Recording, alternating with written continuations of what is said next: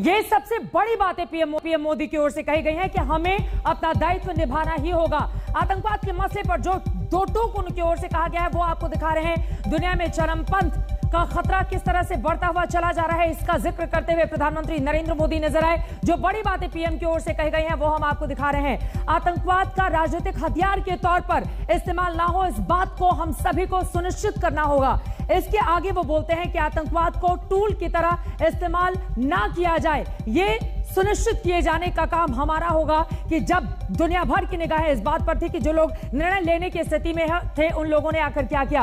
अफगानिस्तान में महिलाओं और बच्चों की सुरक्षा को हमें सुनिश्चित करना होगा। अल्पसंख्यकों को मदद की जरूरत है, इस बात का भी जिक्र करते हुए प्रधानमंत्री नरेंद्र मोदी नजर आए। और हिंदुस्तान ने किस तरह से मदद पहुंचाई है वो दुनिया भर ने देखा भी था। जो बड़ी बातें उनकी ओर से कही गई हैं, खासतौर से अफगानिस्तान के मुद्दे पर पाकिस्तान को लताड़ लगाते हुए, वो एक बार फिर से आपको हम दिखाते हैं। पीएम मोदी की बड़ी बातों में सबसे बड़ी बात जो थी, लोकतंत्र की जननी वाले देश का प्रतिनिधित्व कर रहा हूं। यकीनन हिंदुस्तान दुनिया का सबसे बड़ा लोकतंत्र है आबादी के लिहाज से, और इस हिसाब से देखें तो उसका प्रतिनिधित्व करते हुए प्रधानमंत्री की ओर से जो बातें कही गई वो अपने आप में महत्वपूर्ण हो जाती हैं। और 190 से ज्यादा देशों में जब ये बात पहुंच रही होगी तो जरा आप सोचिए कि ये बातें कितनी गंभीर हो जाती हैं। दो टूक उन्होंने कहा, दुनिया में चरमपंथ का खतरा बढ़ता हुआ चला जा रहा है, इस पर हमें ध्यान रखने की जरूरत है। आगे बढ़ते हुए वो कहते हैं कि आतंकवाद का राजनीतिक हथियार के तौर पर इस्तेमाल ना हो, यह हमें सुनिश्चित करना होगा। पीएम मोदी की ओर से आगे कहा जाता है आतंकवाद को टूल की तरह इस्तेमाल ना करें, यानी कि सीधे निशाना पाकिस्तान के ऊपर अपनी इन बातों के जरिए करते हुए प्रधानमंत्री नजर आए। नाम तो नहीं लिया इस आतंकिस्तान वाले देश का, लेकिन खूब हमला किया अपनी जुबान से। अफगानिस्तान में महिलाओं और बच्चों को मदद की जरूरत है, और जिस तरह की तस्वीरें यकीनन अफगानिस्तान के हिस्सों से सामने आई थी उसने हर किसी को परेशान हैरान कर दिया था और सोचने पर विवश कर दिया था कि आखिर अफगानिस्तान के इस तरह के हालात का जिम्मेदार कौन है। डेमोक्रेसी को लेकर, लोकतंत्र को लेकर पीएम मोदी की ओर से और क्या कहा गया है, सुनिए। महोदय, Mr. President, मैं उस देश का प्रतिनिधित्व कर रहा हूं a country जिसे that mother is of democracy का proud to be Gaurav known हासिल। as the mother of democracy. लोकतंत्र की हमारी We have हजारों had वर्षों की a महान great परंपरा रही। tradition of democracy that goes back thousands of इस years. 15 अगस्त को On 15th of भारत ने August this year, अपनी आजादी के India entered 75वें the साल में प्रवेश 75th किया। year of its independence. हमारी विविधता, Our diversity हमारे सशक्त लोकतंत्र is की the पहचान है। identity of our strong एक ऐसा democracy. देश It is a country जिसमें that has दर्जनों भाषाएं dozens हैं, of languages, सैकड़ों बोलियां हैं, hundreds of dialects, अलग अलग रहन सहन, different खान पान। lifestyles and cuisines. ये vibrant This is democracy the का best बेहतरीन example of a उदाहरण है। vibrant democracy. ये भारत के लोकतंत्र की ताकत है। The strength of our ये democracy छोटा बच्चा is demonstrated जो by the कभी fact that a little एक boy रेलवे स्टेशन who के at T one stall time पर used to help अपने his पिता father की मदद at करता his था, tea stall at the railway आज station is today चौथी बार addressing the भारत के United प्रधानमंत्री के तौर Nations पर General Assembly for the fourth time जी को as संबोधित Prime कर रहा Minister है। of India.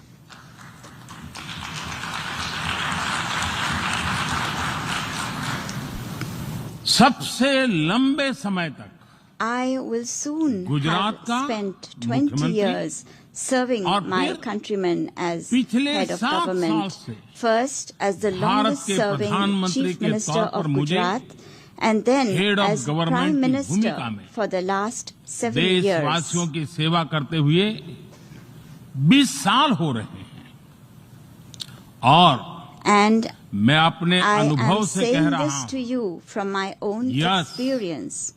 Yes, democracy can deliver. democracy can deliver. Yes, Yes, democracy has democracy deliver. प्रधानमंत्री नरेंद्र मोदी की ये बातें अपने आप में काफी ज्यादा अहम हो जाती हैं, और यकीनन जब वो इस बात का जिक्र करते हैं कि कैसे एक छोटा सा बच्चा जो अपने पिता की मदद करता था चाय बेचने में रेलवे स्टेशन पर, जब वो एक मुल्क का प्रतिनिधित्व करते हुए यहां पर पहुंचता है चौथी बार, तो उसकी आवाज कितनी मजबूत होती है। यकीनन दुनिया उसकी गूंज सुन भी रही होगी, और सबसे ज्यादा लताड़ तो लगी है आज जिस बात का हम सब बेसब्री से इंतजार कर रहे थे पाकिस्तान को। और इसी पर चर्चा करने के लिए खास मेहमान हमारे साथ जुड़ चुके हैं, उनका परिचय आपसे करवाते हैं। लेफ्टिनेंट जनरल शंकर प्रसाद जी हमारे साथ जुड़ चुके हैं, फॉर्मर डीजी है इन्फेंट्री इंडियन आर्मी के। बहुत स्वागत है साहब आपका। जीवीएल नरसिम्हा राव राज्यसभा के सांसद हैं, वो भी हमारे साथ जुड़ चुके हैं। अब्दुल बासित साहब जो कि फॉर्मर हाई कमिश्नर है पाकिस्तान के, वो भी हमारे साथ मौजूद हैं। अहमद जावेद सेक्रेटरी इंफॉर्मेशन है, सीनियर लीडर पीटीआई के, वो भी हमारे साथ मौजूद है। और अंजना ओम कश्यप मेरे सहयोगी इस वक्त जुड़ी हुई न्यूयॉर्क से। अंजना, सबसे पहले आपके पास आते हुए, चूंकि मैं आऊंगी अब्दुल बासित साहब आपके पास, लेकिन अंजना महत्वपूर्ण थी आज की बात, क्योंकि करारा जवाब तो भारत की बेटी ने पहले ही पाकिस्तान को दे दिया था, लेकिन जब बारी प्रधानमंत्री नरेंद्र मोदी की थी तो उम्मीद की जा रही थी कि आज किन शब्दों के जरिए हमारे इस पड़ोसी मुल्क को वो न सिर्फ बड़ी सबक और सीख देंगे, बल्कि जमकर लताड़ लगाएंगे और ये बताएंगे कि अगर तुमने अपनी जमीन का इस्तेमाल आतंकवाद के खिलाफ किया तो फिर हश्र क्या हो सकता है। और आज वो बड़ा मैसेज इस बड़े मंच से देने में प्रधानमंत्री कामयाब रहे। अंजना। बिल्कुल, और भारत की छवि देखिए एक ग्लोबल लीडर के तौर पर बनती है, एक ऐसा मुल्क जो विश्व को रास्ता दिखाने को तैयार है, जो अफगानिस्तान पर और तालिबान की सरकार ने जो टेक ओवर किया है उस पर खुलकर बोलने को तैयार है। क्योंकि अफगानिस्तान में तालिबान का टेक ओवर, अमेरिकी सेना देखिए वहां से निकल गई है। जो बाइडेन बहुत ज्यादा उसके बारे में बात नहीं करना चाहते, उन्होंने अपना हाथ वहां से धो लिया है। वो कहते हैं कि हमारे सैनिक वहां पर जाकर क्यों मरे उनके लिए, जब अफगान आर्मी ने सरेंडर कर दिया। तो दूसरी तरफ भारत लेकिन इस चिंता को जाहिर कर रहा है, इतने बड़े मंच से कर रहा है, और पूरा देश एक वैश्विक नेता के तौर पर उभरता है, क्योंकि आप अपने देश के मूल्यों के जरिए ही दूसरों को आईना दिखाते हैं। लोकतंत्र और लोकतंत्र की जो ताकत हिंदुस्तान में है उसका जिक्र करते हुए प्रधानमंत्री ने वहां से शुरू किया, और फिर जो कट्टरवाद, जो एक्सट्रीमिज्म में बहुत बढ़त हम पूरे विश्व में देख रहे हैं, वहां तक वो गए। और उसके बाद से उन्होंने अफगानिस्तान और पाकिस्तान का नाम लिए बिना दोनों को ही एक तरह से कटघरे में खड़ा कर दिया। तालिबान की सरकार को कहा कि इस तरह से नहीं चलेगा, तो दूसरी तरफ अगर अफगानिस्तान की धरती का इस्तेमाल भारत के खिलाफ आतंकवाद के लिए होता है तो इसकी भी इजाजत नहीं देगी। और ये सबको पता है कि जब ये बात हो रही है तो पाकिस्तान में ही आतंकियों की लिस्ट बनी है और उन्हीं को मंत्रालय सौंपेगा। अब्दुल बासित बहुत देर से इंतजार कर रहे हैं, वो जरूर कुछ बोलना चाहेंगे, लेकिन एक बार फिर से सुनिए बासित साहब, प्रधानमंत्री नरेंद्र मोदी ने आपके मुल्क का नाम तो नहीं लिया, लेकिन कैसे जमकर लताड़ लगाई आतंकवाद के मुद्दे पर। सुनाइए प्रधानमंत्री नरेंद्र मोदी का यूएन में दिया गया ये सबसे महत्वपूर्ण हिस्सा उनके भाषण का। रिग्रेसिव थिंकिंग के साथ जो देश आतंकवाद का पॉलिटिकल टूल के रूप में इस्तेमाल कर रहे हैं, उन्हें ये समझना होगा कि आतंकवाद उनके लिए भी उतना ही बड़ा खतरा है। ये सुनिश्चित किया जाना बहुत जरूरी है कि अफगानिस्तान की धरती का इस्तेमाल आतंकवाद फैलाने और आतंकी हमलों के लिए न हो। हमें इस बात के लिए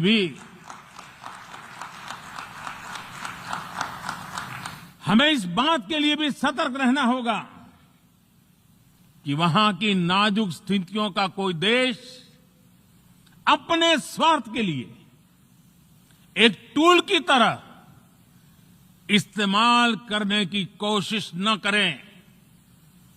इस समय अफगानिस्तान की जनता को, वहां की महिलाओं और बच्चों को, वहां की माइनॉरिटीज को मदद की जरूरत है, और इसमें हमें अपना दायित्व निभाना ही होगा। हमें अपना दायित्व निभाना ही होगा। दो टूक पीएम की ओर से ये बातें कही गई। अब्दुल बासित साहब, सीधे आपका रुख करते हुए, अफगानिस्तान के संदर्भ में पाकिस्तान का नाम तो नहीं लिया, लेकिन उन्होंने साफ साफ कहा कि आतंकवाद का राजनीतिक तौर पर इस्तेमाल बंद होना चाहिए, और अफगानिस्तान की धरती का इस्तेमाल आतंकवाद को फलने फूलने के लिए अगर किसी देश की इस तरह की मंशा है तो उस पर भी लगाम लगाए जाने की बहुत जरूरत है। इशारा आपकी ही तरफ था, पाकिस्तान। मुझे अगर इजाजत दें और मेरी बात 1-2 मिनट के लिए सुन ले तो मैं कुछ कहना चाहता हूं आपके हुजूर। मुझे इजाजत है? बोलिए बोलिए सर। जी, पहली बात तो यह है कि मेरे ख्याल में प्राइम मिनिस्टर की जो आज तकरीर थी उसमें 3 बुनियादी बातें थी। एक तो उन्होंने कहा कि इंडिया बड़ी वाइब्रेंट डेमोक्रेसी है, चलिए मान लेते हैं, लेकिन जो आप लोग मकबूजा जम्मू और कश्मीर में कर रहे हैं यहाँ तक कि सैयद अली शाह गिलानी का जो जनाजा था वो भी आपने पढ़ने नहीं दिया। तो ये क्या डेमोक्रेसी है? मुझे कोई समझा दे क्या डेमोक्रेसी है? जो आसाम में हो रहा है ये क्या डेमोक्रेसी है? फिर उन्होंने गुजरात की बात की, ये भी बता दे कि जब वो गुजरात के चीफ मिनिस्टर थे तो उन पे यूएस में जाने पे पाबंदी थी वीजा की, वो क्यों थी ये भी जरा हमें बता देते। तो डेमोक्रेसी का जहां तक ताल्लुक है, माफ कीजिएगा, हम देख रहे हैं, मैं खुद भारत में रहा हूँ 3.5 साल, मैंने भी बहुत कुछ वहां देखा है डेमोक्रेसी के हवाले से। जहां तक अफगानिस्तान का ताल्लुक है, अफगानिस्तान में मैं समझ सकता हूं कि भारत क्यों परेशान है। 20 साल तक आपने अफगानिस्तान को इस्तेमाल किया पाकिस्तान में दहशतगर्दी के लिए, और उसमें कमांडर कुलभूषण जाधव सर फहरिस्त है, आप जानती हैं।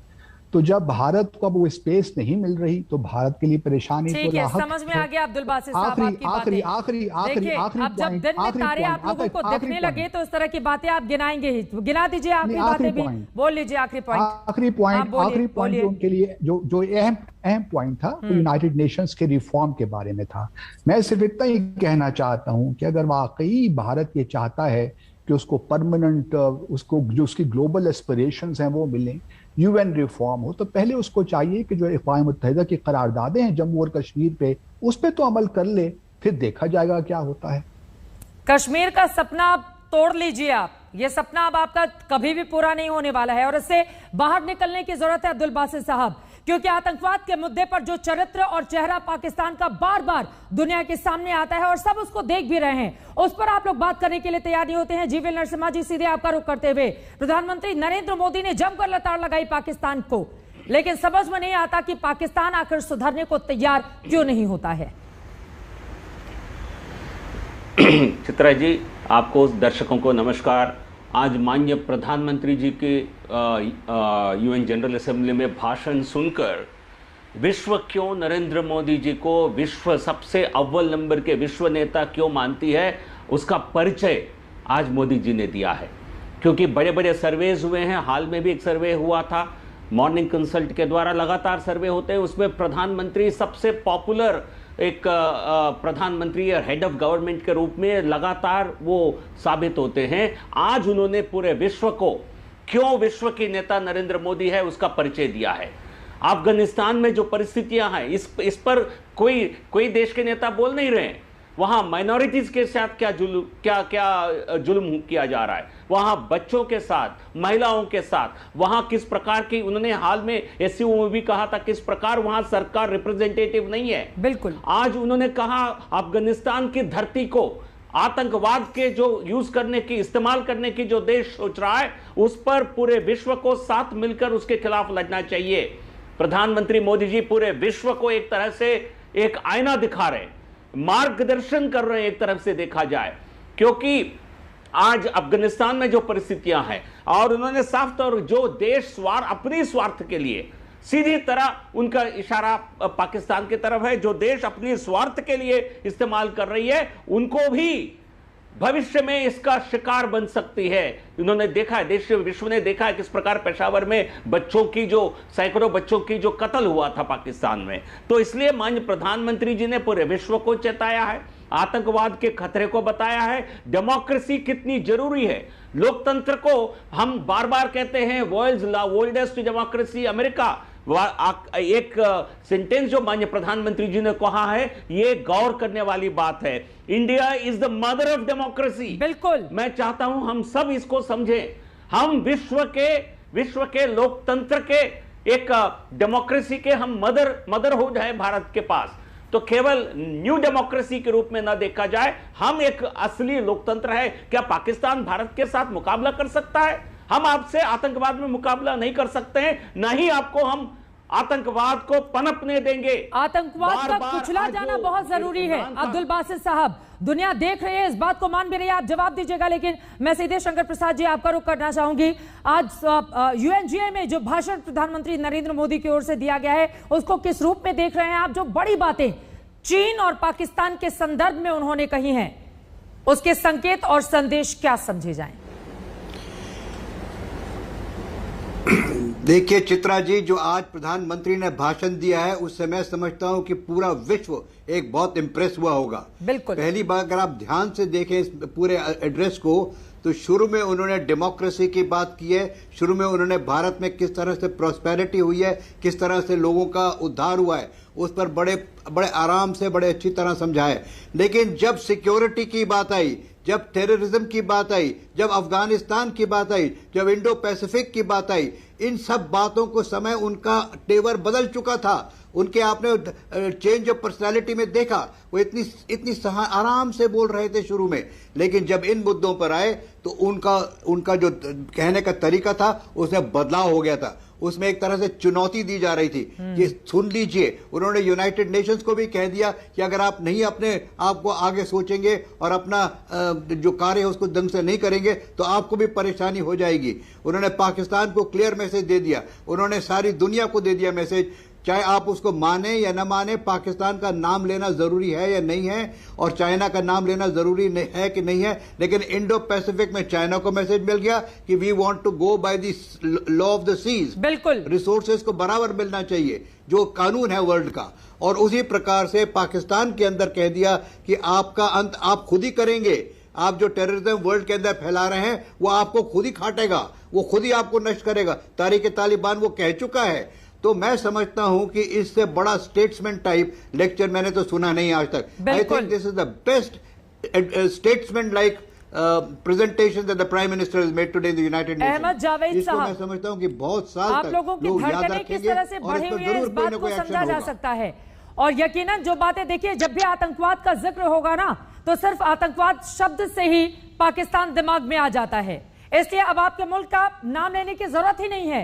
आतंकवाद का जिक्र करो, पाकिस्तान सबके जहन में, दुनिया भर के। और बोल दिया है प्रधानमंत्री ने कि अगर खुद आतंकवाद को पालेंगे पोसेंगे तो वो आपके लिए भी बड़ा खतरा बनेगा। ये बातें समझ में क्यों नहीं आती हैं पाकिस्तान को? देखें, मुझे उम्मीद है कि जिस तरह से आपने दूसरे पार्टिसिपेंट्स को खास तौर पे जो Indian point of view present कर रहे थे, मुझे भी उसी तरह से मौका देंगे और मुझे इंटरप्ट नहीं करेंगे जब मैं अपना पॉइंट ऑफ व्यू दूंगा। देखें, जिस जमहूरियत की आप बात करते हैं और जिस जमहूरियत का इंडिया चैंपियन बनना चाहता है, जमहूरियत की बुनियाद तो इंसानी हकूक़ के ऊपर होती है। अभी मैं कल ही जो है पूरे दुनिया में बल्कि वो वीडियो देखी जा रही है जिसमें असम में एक बच्चे को मारने के बाद उसके ऊपर छलांगे मारी जा रही हैं। ये जमहूरियत में इस किस्म का एक कम्युनिटी के साथ इस किस्म का सलूक होना, ये तो कोई जमहूरियत की कोई अच्छी निशानी तो नहीं है। कानून काम कर रहा है, जिसने इस तरह की हरकत की है उसको पकड़ा गया है। ठीक है, हमारे वहां आतंकवादियों को पाला पोसा नहीं जाता है, तुरंत कार्रवाई की जाती है अगर कहीं से भी इस तरह की तस्वीरें सामने आती हैं। अहमद जावेद साहब, आप छोड़िए ना उसको, आतंकवाद के मुद्दे पर आइए, आतंकवाद के मुद्दे पर आइए। अफगानिस्तान में ये जो सपने आप लोग देख रहे हैं ना, मैंने जो सपने आप लोग देख रहे हैं आतंकवादियों को पालने का पोसने का, उसको छोड़ दीजिए आप लोग। मैंने अपनी बात शुरू करने से पहले, क्योंकि मुझे पता था कि इंटरप्ट तो जरूर करेंगे आप, क्योंकि यहाँ पर पाकिस्तान के चैनल पे भाषण नहीं चल रहा है, डिबेट में पार्टिसिपेट करने आप आए हैं। जब आप देखें, एक एंकर जो है ना, आप एंकर हैं, लेकिन मैंने भी कोई 10 साल एज ए एंकर काम किया हुआ है और कोई 15 साल से मैं as a guest speaker programmes में जानता हूँ। एंकर जो है वो सवाल करता है, वो जजमेंट नहीं देता। के मुद्दे पर आइए, एंकर की पाठशाला मत खोलिए यहाँ पर, आतंकवाद के मुद्दे पर आइए जो पीएम ने कहा है। और हंसने की जरूरत तो बिल्कुल नहीं है। शर्म नहीं आती आप लोगों को कि अफगानिस्तान में महिलाओं का क्या हाल हुआ, उनको अपना मुल्क छोड़कर भागना पड़ा है। अमेरिका आपको जिम्मेदार मानता है उसके लिए, और आपने सुना नहीं अमेरिका की वाइस प्रेसिडेंट की आराम से नहीं बात कर सकते हैं, आराम से ही बातें कर रही हैं, आराम से ही बातें कर रही हैं। मत कीजिए हिंदुस्तान की बात, आतंकवाद के मुद्दे पर आइए, आतंकवाद के मुद्दे पर आइए जो दुनिया के लिए खतरा है। कन्वर्सेशन जहां पे चीखने की जरूरत नहीं है, आप आराम से भी बात करेंगी तो मुझे आवाज आ जाएगी। रेस्ट एश्योर्ड, मुझे आपकी आवाज आ रही है, मुझे बात करने दें, आप बार बार इंटरप्ट मत करें मुझे। अब देखें, बात ये है कि आप अभी पूरा, आपके बाकी मेहमान भी जो इंडियन साइड से थे, मोदी के इस स्पीच की बड़ी तारीफें कर रहे थे। देखें, आप खुद जितनी मर्जी तारीफें कर लें, लेकिन असल तारीफ तो वो होती है, जैसे बोरिस जॉनसन है, इंग्लैंड का प्राइम मिनिस्टर है, उसने कल इमरान खान चंद दिन पहले जो यूएन में उसने स्पीच की, उसने इमरान खान के prime minister as a prime minister जो उन्होंने माहौलियात पे काम किया उसकी तारीफ की। उन्होंने कहा कि इसको फॉलो करें, इमरान खान को फॉलो करें। तो कोशिश ये करें कि दुनिया तारीफ करे, खुद ना तारीफें करें, क्योंकि इसको कहते हैं self praise is no recommendation. दुनिया ही तारीफ कर रही है। जाते हैं और जो बाइडेन की ओर से जिस तरह की तस्वीरें सामने आई हैं पीएम मोदी के साथ, हंसने की जरूरत नहीं है। अब जीवीएल नरसिम्हा राव जी यहाँ पर बैठकर पाकिस्तान आतंकवाद के मुद्दे पर बातचीत कीजिए ना, आतंकवाद के मुद्दे पर बातचीत कीजिए। यहाँ पर मुस्कुराने के लिए आपको नहीं बुलाया गया है क्या? पर यहाँ पर आकर आप जो अफगानिस्तान में हो रहा है उस पर आप मुस्कुराइए। थोड़ी गंभीरता भी होनी चाहिए आप लोगों के भीतर। आतंकवादी मारते हैं हम लोग निर्दोष लोगों को, आप मुस्कुराते हैं।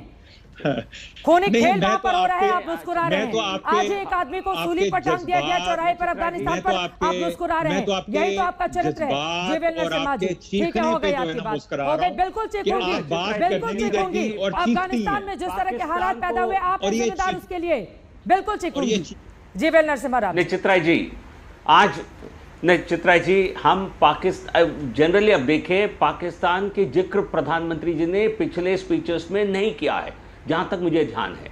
पिछले यूएन जनरल असेंबली स्पीचेस में रेफर नहीं किया, क्योंकि पाकिस्तान कोई एक तरह से कंडेम स्टेट है, उसके बारे में सोचना ही बेकार है, टाइम वेस्ट है। आज इसलिए पाकिस्तान की जिक्र हो रही है क्योंकि अफगानिस्तान में जो परिस्थितियां हाल में बनी हैं और उस आतंकवाद को पनपने में और उनको बढ़ावा देने में जो पाकिस्तान का हाथ है, इसलिए पाकिस्तान आज चर्चा में है। नहीं तो पाकिस्तान को कौन चिंता, पाकिस्तान के बारे में कौन सोचने का समय है किसके पास? माननीय प्रधानमंत्री जी जो बताया पूरे उनके स्पीच में, किस प्रकार भारत आगे बढ़ रहा है, 75वां वर्ष में हम किस प्रकार के नए विकास के आयाम छू रहे हैं, किस प्रकार साइंस एंड टेक्नोलॉजी में हम आगे बढ़ रहे हैं, किस प्रकार हमने वैक्सीन डेवलपमेंट किया है, किस प्रकार हम पहले देश होंगे जो डीएनए बेस्ड वैक्सीन डेवलप करने वाले हैं, हम नेशनल बेस्ड वैक्सीन डेवलप करने वाले हैं। हम इस प्रकार के नए सोच और प्रगति के बारे में सोच रहे हैं। पाकिस्तान एक कंप्लीटली एक गॉन केस है। पाकिस्तान के भविष्य को लेकर उनको चिंता करना चाहिए, लेकिन और जो दूसरों के लिए गड्ढा खोदता है ना, वो उसमें खुद गिरता है। पाकिस्तान को इस बात का ध्यान रखना चाहिए। लेकिन संयुक्त राष्ट्र में इमरान खान सफाई देते रहे, लेकिन पीएम मोदी ने बगैर नाम लिए पाकिस्तान को भी और इमरान को भी उधेड़ कर रख दिया है। पीएम ने सीधे तौर पर तो नाम नहीं लिया कि, लेकिन संदेश दे दिया है कि पाकिस्तान की जमीन का इस्तेमाल आतंकवाद के लिए होता है और आतंकवाद पाकिस्तान के लिए भी खतरा है। पीएम मोदी का यह वार इमरान के उस बयान के जवाब में आया है जिसमें इमरान ने पाकिस्तान पर आतंकवादियों की मदद के आरोपों को गलत बताया था। सुनिए।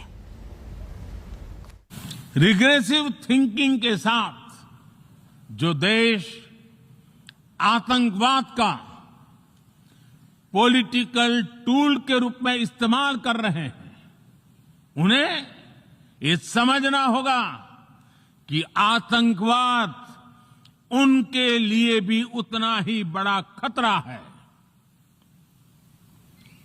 यह सुनिश्चित किया जाना बहुत जरूरी है कि अफगानिस्तान की धरती का इस्तेमाल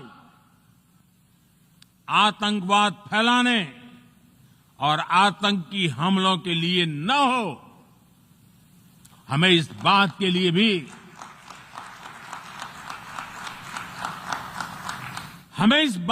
भी सतर्क रहना होगा कि वहां की नाजुक स्थितियों का कोई देश अपने स्वार्थ के लिए एक टूल की तरह इस्तेमाल करने की कोशिश न करें। The current situation in Afghanistan, for some reason, Pakistan has been blamed for the turn of events by politicians in the United States and some politicians in Europe. From this platform, I want them all to know the country that suffered the most, apart from Afghanistan, was Pakistan when we joined the US war on terror after 9/11.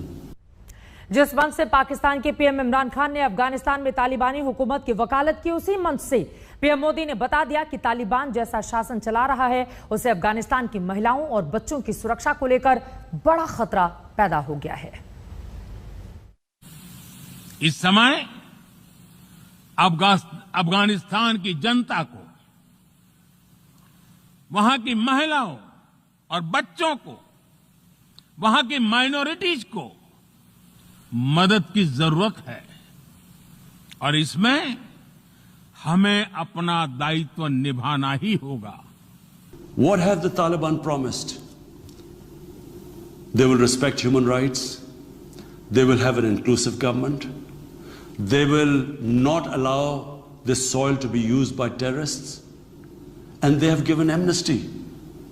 Now, if the world community incentivizes them, encourages them to walk this talk, it will be a win-win situation for everyone. Taliban के वकील बने हुए हैं इमरान खान और उनसे उम्मीद भी क्या की जा सकती है जिस तरह का चरित्र और चाल रहा है पाकिस्तान का। सीधे न्यूयॉर्क चलेंगे, अंजना ओमकशा मेरी सहयोगी वहां से जुड़ी हुई है। अंजना, अपने आप में महत्वपूर्ण, देखिए पाकिस्तान से उम्मीद भी क्या की जा सकती है। तालिबान का समर्थन करते हुए बार बार इमरान खान नजर आ रहे हैं। इंडिया बात करता है कि हम मदर ऑफ डेमोक्रेसी हैं, पाकिस्तान बात करता है तालिबान की, हम बात करते हैं महात्मा गांधी की, पाकिस्तान बात करता है आतंकवादियों की। इतना बड़ा फर्क है दोनों मुल्कों में, लेकिन आज प्रधानमंत्री ने चुन चुनकर पाकिस्तान को सबक सिखाया और उम्मीद है कि आगे आने वाले वक्त तक, लंबे अरसे तक पाकिस्तान को यह मार शब्दों के जरिए याद रहेगी।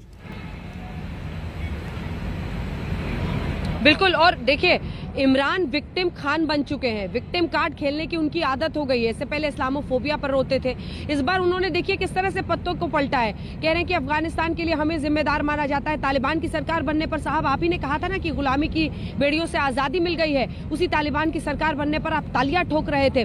देखिए प्रधानमंत्री नरेंद्र मोदी ने जहां एक तरफ एक व्यक्ति आतंकियों की सरकार को डिफेंड करता है इमरान खान, वहीं दूसरी तरफ प्रधानमंत्री नरेंद्र मोदी ने कैसे भारत को एक विश्व गुरु बनाया जाए उसकी तस्वीर रखी। जलवायु परिवर्तन से लेकर आतंकवाद, अफगानिस्तान और अफगानिस्तान के मुद्दे पर सबसे बड़ी चर्चा जो होनी चाहिए वो हिंदुस्तान के प्रधानमंत्री ने जब ये मुद्दा उठाया कि आखिर जो वहां पर माइनॉरिटीज है, जो वहां पर अल्पसंख्यक हिंदू और सिख हैं, उनकी सुरक्षा का क्या, उनकी सुरक्षा। भारत ने कई कदम उठाए, आपने देखा कि किस तरह से वहां से लोगों को इंडिया लाया गया चित्रा, लेकिन कुल मिलाकर प्रधानमंत्री नरेंद्र मोदी ने कैसे भारत एक विश्व गुरु बने उसकी तस्वीर आज यूनाइटेड नेशंस के मंच से रखी है। चाहे वो कोविड हो, वैक्सीन का मुद्दा हो, जलवायु परिवर्तन हो, आतंकवाद का मुद्दा हो, उन्होंने खरी खरी बात की और अफगानिस्तान के मुद्दे पर सीधा साफ कहा हिंदुस्तान के नजरिए से बहुत बड़ी चिंता का ये विषय है और इसमें उन्होंने कोई कोताही नहीं बरती। उन्होंने कहा कि तालिबान की सरकार जो वहां पर बनी हुई है उसको लेकर उन्होंने शक जाहिर किया और साफ कहा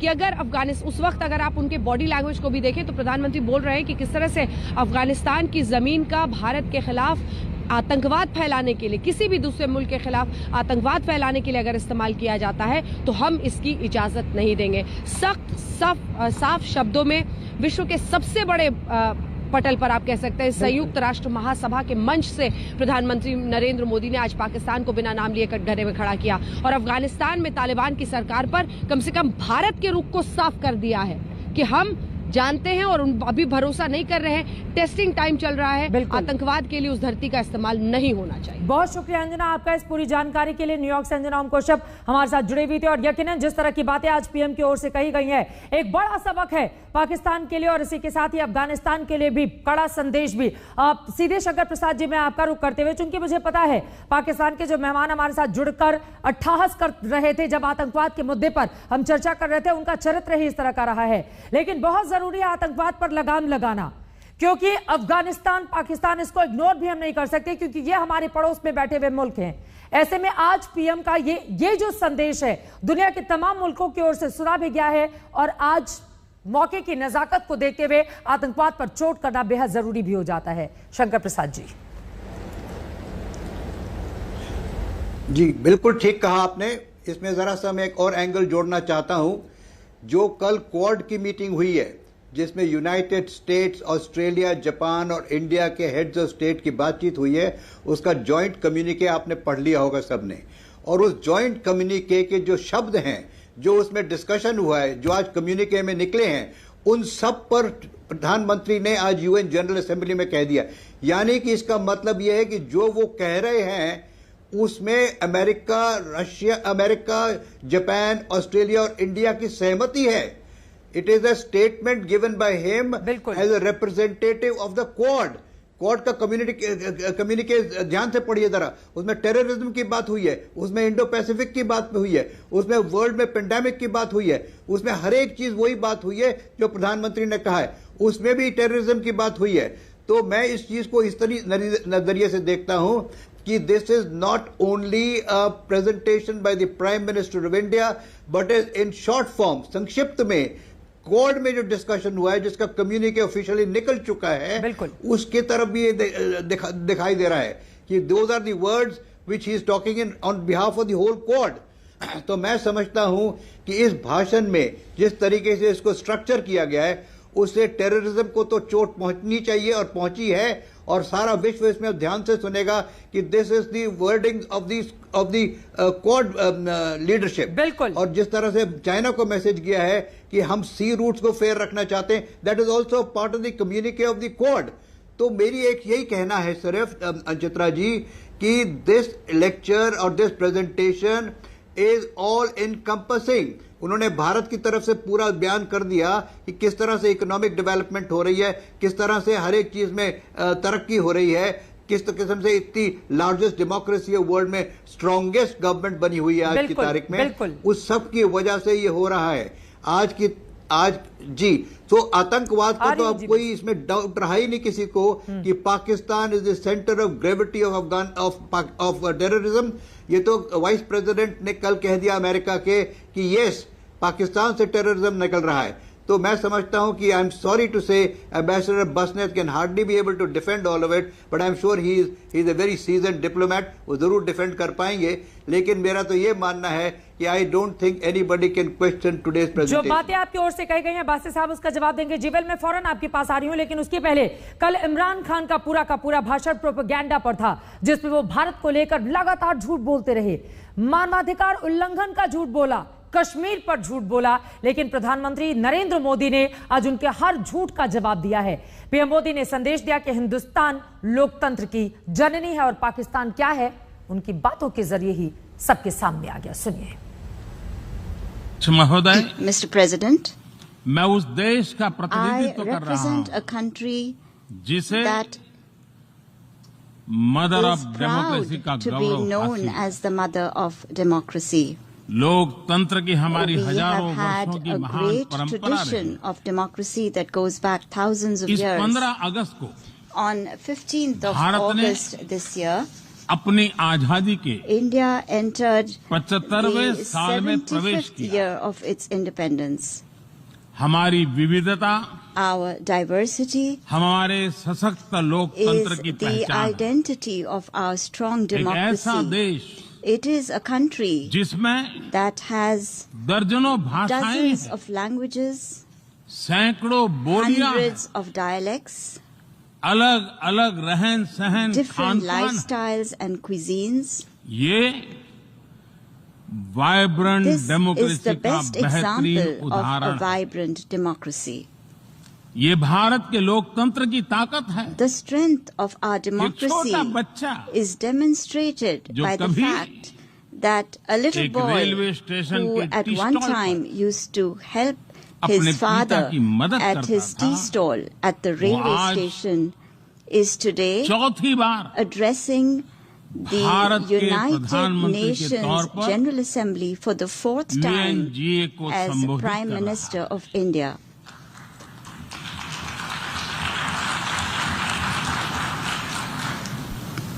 सबसे लंबे समय तक I will soon Gujarat have का spent 20 मुख्यमंत्री years serving और my फिर चुन चुनकर करारा जवाब पाकिस्तान को यहां पर दिया है प्रधानमंत्री नरेंद्र मोदी ने। और इस वक्त विदेश मंत्रालय की MUA की प्रेस कॉन्फ्रेंस शुरू हो चुकी है, सीधे सुनते हैं। By the President of the General Assembly, Mr. Abdullah Shahid, you would recall that the President of the General Assembly visited India on the 21st of August, on the 24th of July, and he had at that time called on the Prime Minister.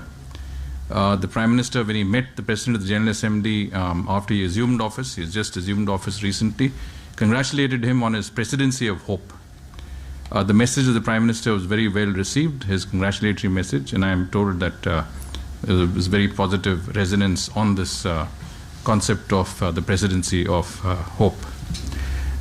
You are aware that the Prime Minister's address to the General Assembly marks the culmination of a very successful, a very comprehensive tour of the United States. The Prime Minister was in Washington, D.C., where he held a bilateral meeting with the U.S. President Joe Biden. He also met Vice President Kamala Harris. He participated in the meeting of the Quad Leaders Summit, which was attended by the Prime Ministers of Japan and Australia, hosted by the President of the United States. And he also separately had meetings with his counterparts from Japan and Australia. In Washington, he met a number of CEOs of major US corporates. So all in all, it has been a short but very, very comprehensive, very useful and visit, which allowed for extensive high-level interactions. His address in the United Nations, which you would have heard, has focused on some important themes. The first theme, of course, was that democracies can deliver, democracies have delivered. The Prime Minister spoke about an array of flagship programs and initiatives in India that have delivered very successfully to hundreds of millions of our citizens, whether it is in the aspect of enabling them to enter into the banking sector by allowing people to open bank accounts, whether it is in terms of participating in health schemes that provide for quality health services to a very large number of our people, health insurance, low-cost housing for millions of our citizens, being converted from landless to landowners, as the Prime Minister said. Also, very strong emphasis that the Prime Minister laid on this issue of technology. Technology has delivered for us. We have used technology in very many areas of our developmental activity that has enabled us to reach out to people in all parts of the country, every segment of society. And that, I think, has been a very important message that has been conveyed. He also drew the analogy of our efforts in the health sector. Health is an overriding priority, obviously, in the general discourse in the United Nations at this point of time. The Prime Minister spoke about our use of technology in the health sector, especially with regard to the ability to immunize hundreds of millions of our citizens in the COVID-19, in the wake of the COVID-19 pandemic, through the CoWIN platform, which is one of the finest, most, I would say, well-conceived digital platforms. You would recall that when CoWIN was introduced to the international community through the CoWIN Global Conclave, 142 countries participated. It has been put as an open source digital platform available to countries around the world. The Prime Minister also spoke about the success of our vaccination program. 800 plus million plus of our citizens have already received vaccination doses. We are looking at accelerating this, and the Prime Minister emphasized the fact that the success of this entire enterprise was also based on the organizational aspect of it, including CoWIN, of course. And of course, the fact that we have today come out with cutting-edge technologies. We have our indigenous vaccines. We also have developed a DNA vaccine, which will be introduced for children, which is a touch vaccine. We have come up with mRNA technology. So we are also at the cutting edge of vaccine development. And Prime Minister referred to India as a manufacturing hub for vaccines for the entire world. In that context, of course, he spoke of the fact that we had announced our decision to again recommence exports of vaccines from month of October. Again, this is extremely well received in the UN and the international community.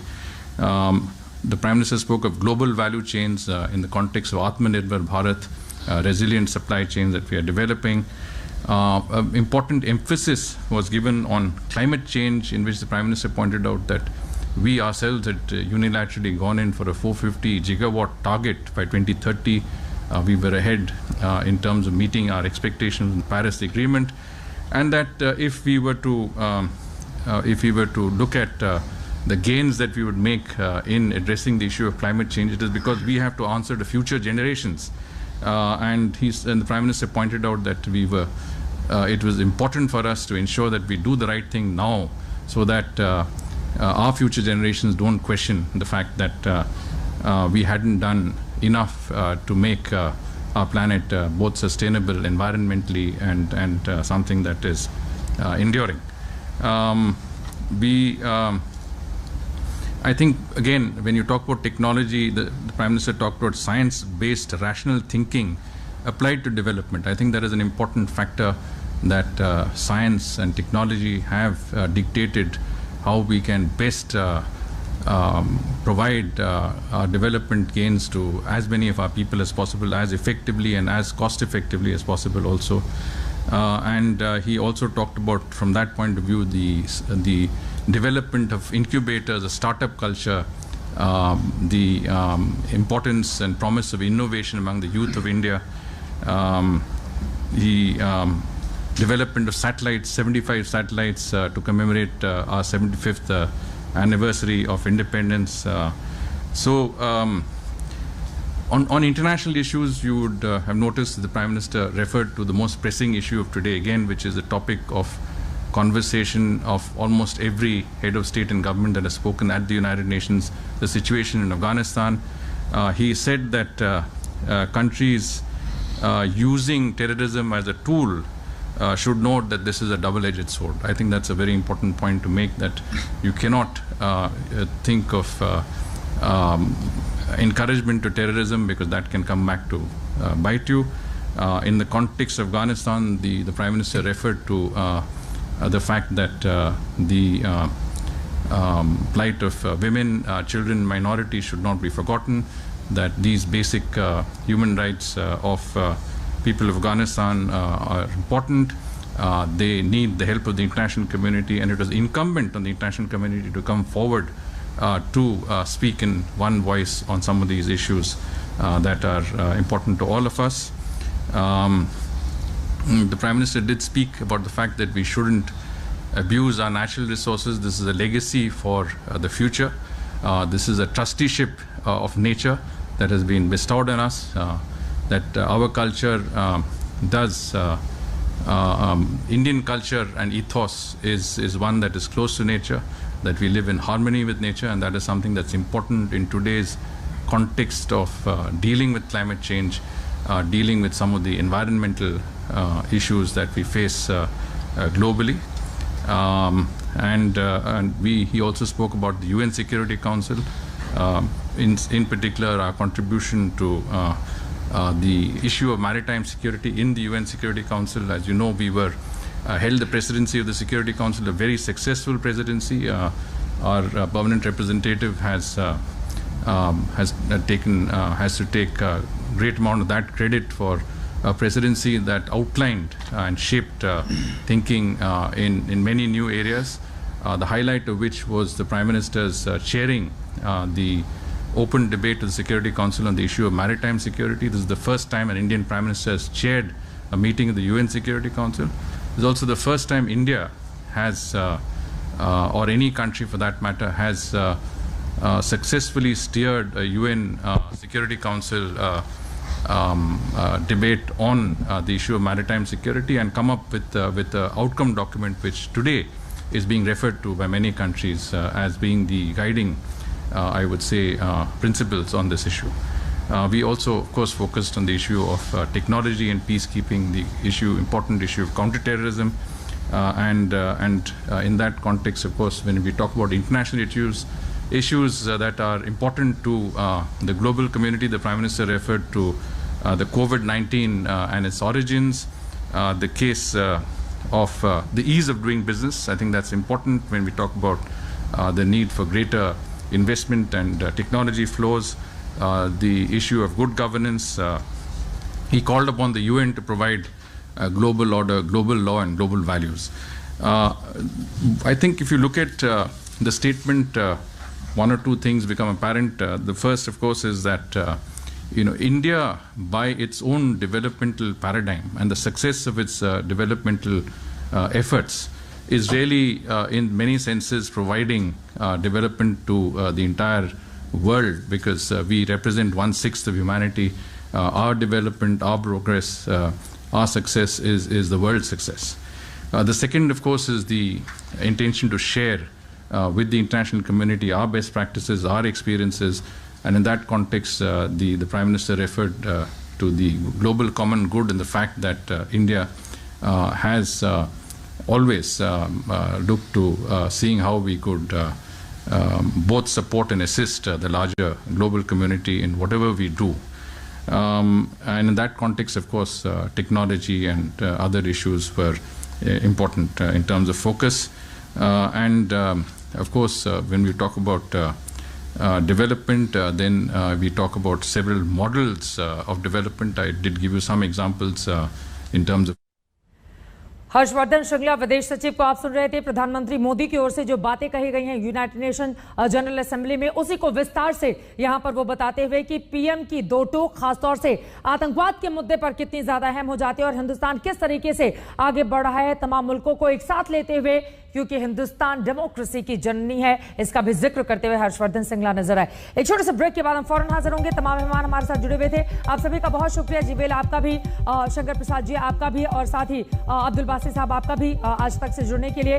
इसी के साथ एक break के लिए हम रुकेंगे, लेकिन आज की सबसे बड़ी खबर पर आज तक की नजर लगातार बनी रहेगी, कहीं जाएगा मत, आप देखते रहिए आज तक।